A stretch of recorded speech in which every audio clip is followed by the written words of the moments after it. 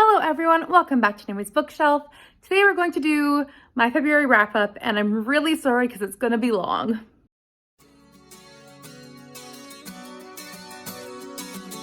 So in February I read 31 books and it's a lot. I don't know where that came from. I did do several readathons, one of which was the Library Love Readathon, and I knocked out several books for that readathon. Gotta say, I did not expect that I would read that much during those 2 weeks, but I did. And so I'm just gonna go over the books I read with you. I'm not going to talk too long about each of them, at least the ones I talked about during the Library Love Readathon, because I did do a dedicated vlog for each of the weeks, and I will link those vlogs for you, but let's get into it because I don't want to talk too long about non-books right now. Let's start off with the first thing that I read and the last thing I read technically. I read 4 books of the Bible this month. I read Leviticus, Numbers, and Deuteronomy, and then I also read Philemon. That's the Bible book we're going through with my church sermon series right now, and it's a 1 chapter long Bible book, so I read it. But I did read Leviticus, Numbers, and Deuteronomy, and I am currently working my way through Joshua right now, but I finished the first 5 books of the Bible within the first 2 months. So that was wonderful, and I plan on doing a video talking about that. If anyone is interested in that, please let me know. I think it might be fun, but at the same time, I won't do it if anyone is not interested. So let me know. I also read Anne of Avonlea, and as there are so many books to talk about, I'll just put up pictures here. I read Anne of Avonlea by Ellen Montgomery. This was for the Anne-along hosted by Emily from Novelle Novels. I really loved going back to the series. I have read that one before, but I don't remember much of it when I was rereading it for the first time ever, and it was a great time to go back to the Anne's world, rediscover her childlike nature as a teenager, but also discover her experiences before college. I also love seeing her and Diana interact, as I'm much more of a Diana person myself, like in personality type, and I'm also a lot more of like a Marilla person. So I love seeing her interact with those people and the places and all of her friends again, and I am really excited to keep going on with this series. I also read Nancy Drew and the Hardy Boys Volume 1, which was a very dark Nancy Drew and the Hardy Boys graphic novel, and I really enjoyed that book, or that graphic novel series starter. I might continue on. I just need to remember to take more out from my library. I gave that one 4 stars. Then I also read Sleepy Hollow Volume 1, which is a paranormal one, just not my kind of thing, but that wasn't bad by any means. It although does have low ratings on Goodreads, so maybe it's not a lot of people's kind of thing. Then I also read Game of Thrones Volume 1 from Book 1. And I didn't like it as much because it's just not for me, but I think Game of Thrones isn't for me. So overall, though, I did review them in my first vlog of the month, and I will link that, like I said, in case you're wanting to know more. That's at the very beginning of that vlog. I also read 3 Buzzwordathon books at the beginning of the month, which are also in that vlog. But one of them is The Story of My Life by Helen Keller. This one was her memoir for about the first 20 years of her life, when she first learned how to learn sign language, but also when she went to college and all of the difficulties of going through that process. I really enjoyed learning about it through her own words, and I actually listened to an audiobook through LibriVox, so highly enjoyed that. And I really enjoyed learning a different side of things, but also how the past has treated disabilities and schools for the blind and deaf that were going on at the early 19 teens, 1920s. So something I would think would be very interesting to many people. I also read Hooked on You by Kathleen Fuller. This is the first book in a trilogy, and I'm waiting for book 3, although I'm waiting for the ARC now, so I'm very excited to get it if I do get the ARC. Either way, I'll read book 3 when it comes out this year. But book 1, it followed a knitter, and I read so many books in the month, I cannot remember their names, but a knitter and a handyman, or not handyman, but a hardware store owner, and their second chance at a connection, basically, as they grew up in a small town together, although they were never a couple in the past. I really enjoyed this look at a small town and this kind of developing into a romance, which isn't a fast chance into romance, but it is a nice slow build develop, or slow burn develop, if you want to call it that. I really like this series, and I really like Kathleen Fuller's writing, so I'm excited for book 3.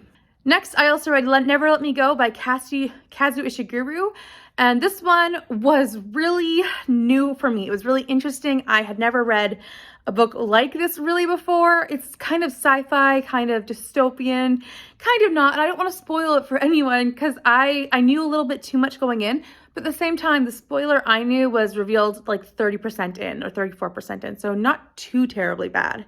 It was really interesting though, and it made me think in a lot of ways.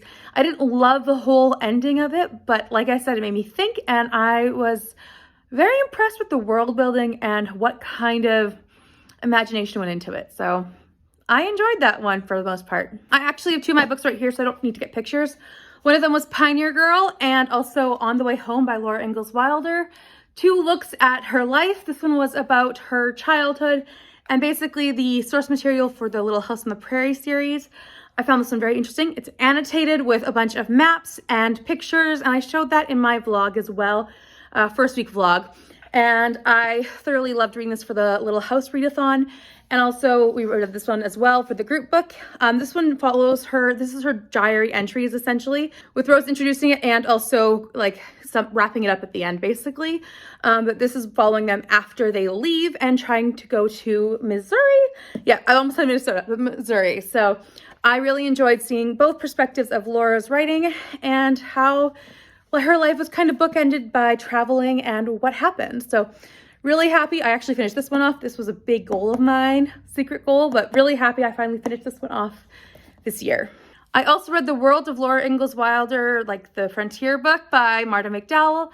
This one I also gave 4 stars to. I really enjoyed this biography, and this one is looking at really the plants that Laura Ingalls Wilder interacted with and the scenery that she would have seen as they traveled. And it was really interesting to read that in perspective of reading the other 2 books that I read over those few days. I highly recommend Marta McDowell's books if you are a plant lover and a history lover or biography lover. She seems to love her plants and how they interact with people who are quite famous.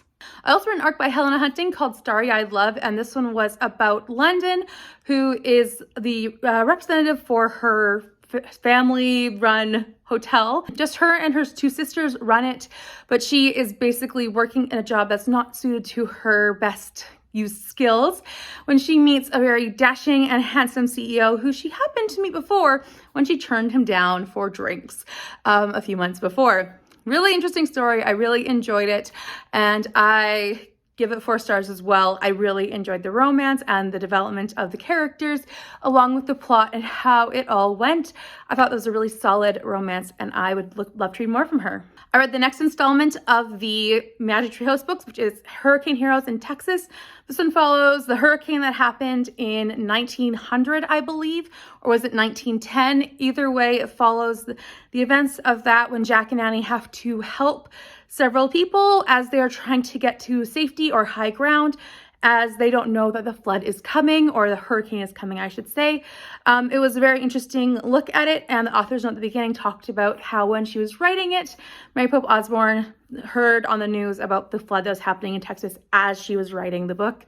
It felt very appropriate to her, and I found it very, very interesting. So I am very excited to continue on and read the next one, as I am really enjoying the more modern writings as well as I enjoyed the past ones. I also read Good Girl, Bad Blood with Danny from Spinelli Speaks, and since reading that, I've read book 3 as well, but I'll not talk about that here.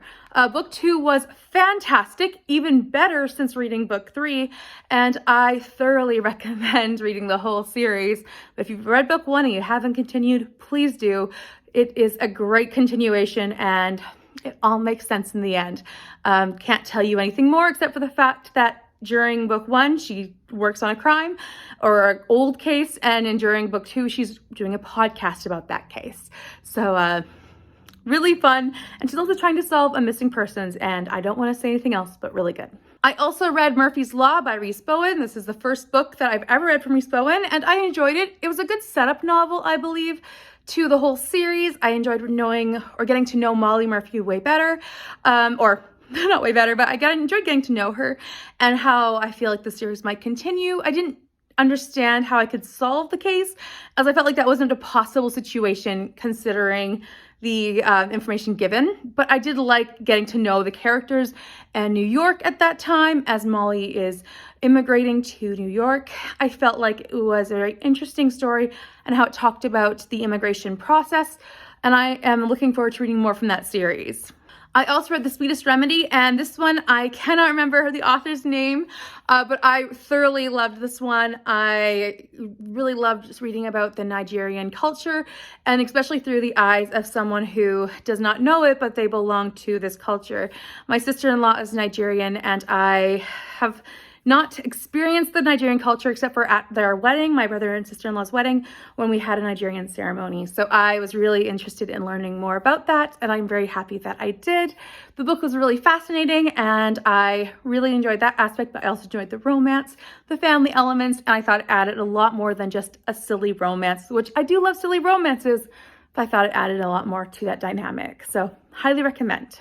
I also read The Sign of Death by Callie Hutton. This one is the second book in the Victorian Book Club series. This involves Amy, who's a novelist, and she is trying to write another book, but she's also trying to help solve another crime in spite of the fact the police do not want her to. The first book is where she was the suspect of a crime, but this one she's not the main suspect. So I really enjoyed seeing the development of this series, and I'm ready to read book 3 as soon as I can get my hands on a copy of it from my library. That book was also 4 stars. The next book that I read was Tarzan of the Apes. This one was by Edgar Burroughs, and I gave it 2 stars. I have lots of feelings about them, and I made a big video about it because I did not want to go through a big process of explaining them again and again and again.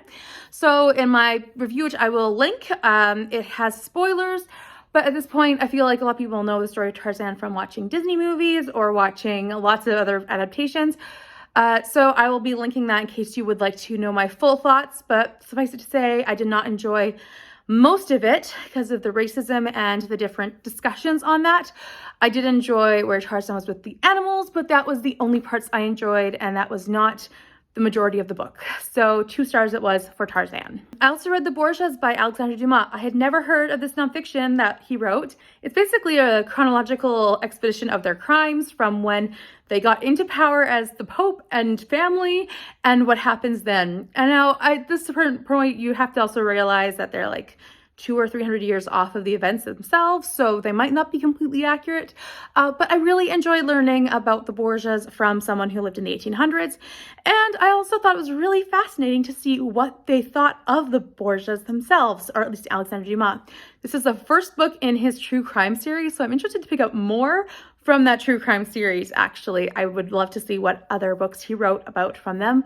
I know the 3rd book is Mary Queen of Scots. I don't remember what the 2nd one is, so that's on my list to look for, or maybe potentially add to my true crime reading list. I also read The Great Divorce and The Abolition of Man by C.S. Lewis. The Great Divorce was really interesting. It had a lot of fantasy elements, and it talked a lot about going to another place and out of a bus and what you would perceive in that middle land between heaven and hell. And it was really interesting. I gave it 4 stars. I don't know if that's my accurate rating, because I do think about it a bit more, and so maybe it's actually a 5-star worthy one. It's not lower than a 4-star at the very least, but I think my headspace might have been detracting from it, or my enjoyment level maybe. But I do think it was a really interesting idea, and it had a lot to add to thought processes, and it gave me a lot to think about. So definitely a 4-star, if not 5. And then The Abolition of Man had a lot of sayings about how we speak about things, what words mean, and what the power that we give them are in a conversation.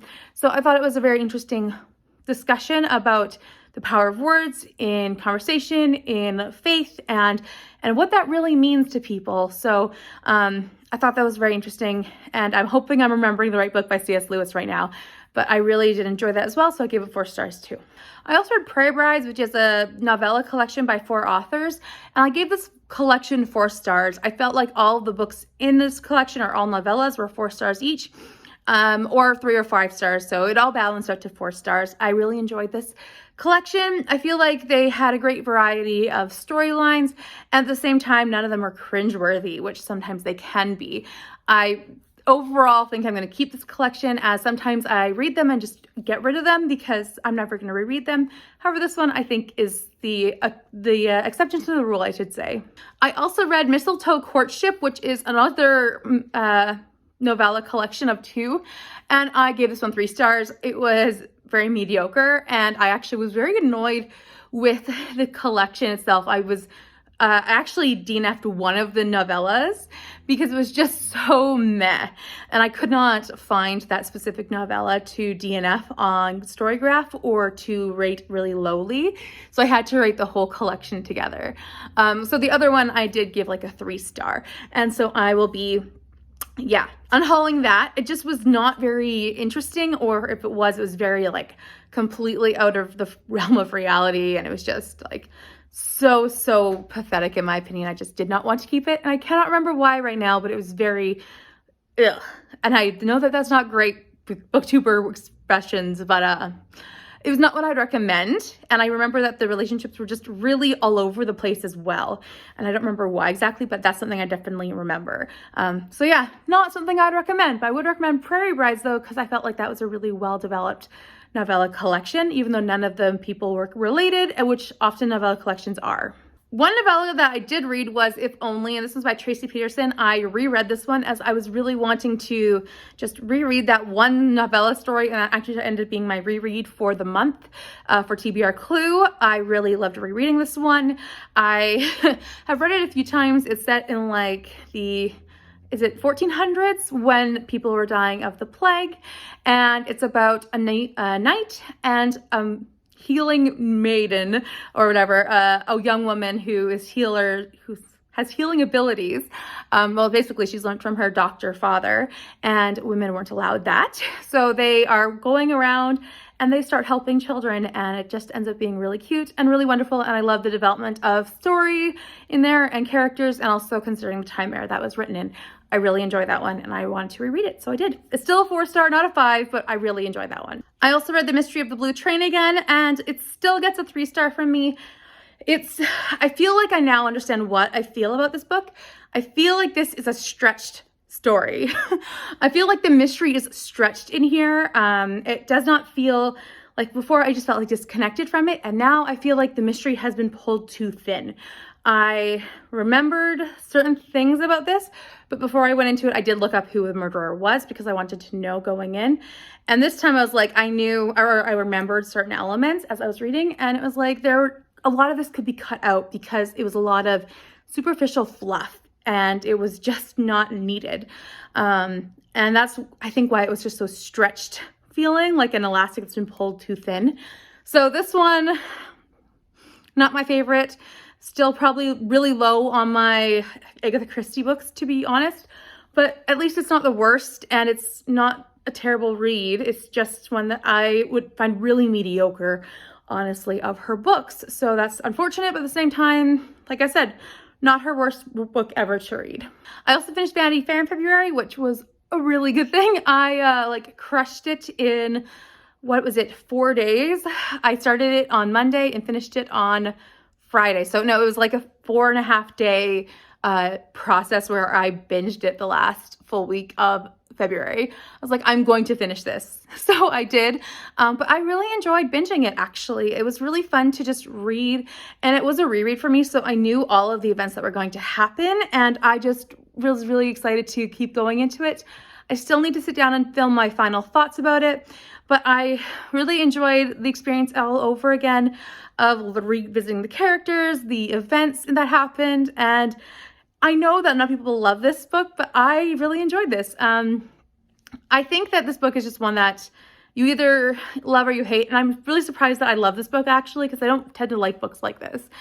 So I just found it really interesting as I was reading it, but I will still make a dedicated video review of that one. I also read The Star of Persia by Jill Eileen Smith, which was the Biblical Fiction Buffs book club book.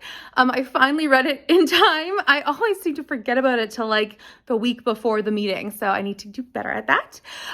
But this one I really enjoyed. It's an Esther retelling, and I'm giving it 4 stars. I thought it was a really interesting way of looking at the world that Esther lived in, along with the people who she would have interacted with and the way that Esther could have lived her life. It was very interesting to see the way Persia would have been and the way that the king would have potentially been. He was not a great person in my humble opinion.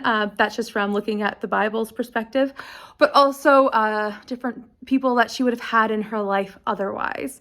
So I just really enjoyed that biblical retelling, and I would recommend it if you were wanting to read an Esther retelling as well. The last book I did read for this, which is crazy that we're already here, is Dynasty, which was the rise and fall of the Caesar, or the House of Caesar by Tom Holland. This one, I was like, I'm finishing by the 28th. So I finished it on the 28th, and I just took a big deep breath of fresh air at that day. But that one I did give 4 stars to. It was very heavy, and it had a lot of information, but it was good. I did find it very informative, and I found it really enjoyable to read in some parts, and in other parts I was like, this is really graphic, but not too much. I think it was just a lot. It follows all the way from Julius Caesar, essentially, not too much from Julius Caesar, but mostly Caesar Augustus at that point, really, all the way through to the end of Nero. So that's kind of where we go with that storyline, and it just is very in-depth. It's about 400 pages worth of information, 420 pages actually, and it was just, yeah, it was a lot, but at the same time, I really enjoyed how Tom Holland at the very beginning said, you can't really trust what the people said back then because they either were in fear for their lives and they didn't want to write bad things about the Caesar at the time, or they were hating the previous Caesar, so they wrote terrible things which weren't true. So neither things were true. And so I really appreciate that he said that right out in the open, and you knew going in that the sources might not be accurate because of the people who ruled and how you feel about them.